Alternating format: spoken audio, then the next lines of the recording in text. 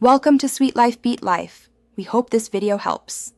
You start by making the spreadsheet analysis ready. Clean duplicates and blanks and confirm each column has a single data type so SPSS won't misclassify values. Rename headers to short, meaningful variable names, avoid spaces and special characters. Once done, decide file format. XLSX preserves types. CSV is simpler for large transfers. Also, check decimal and list separators in your system settings. Mismatches cause import errors. Now save a copy and open SPSS to begin import. You will import the file and explicitly map each column to the correct variable type and measurement level. In SPSS, use Open Data for XLSX or Read Text Data for CSV, then step through the import dialog. Preview rows to catch misread dates or truncated strings.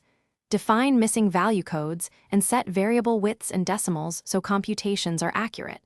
Once mappings are correct, run the import and scan the data view and variable view panels to verify all variables look right before proceeding.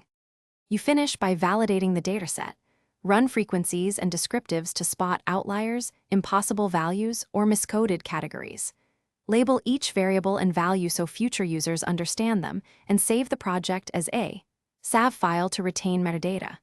Make a backup of the original Excel file and keep a short log of transformations you applied.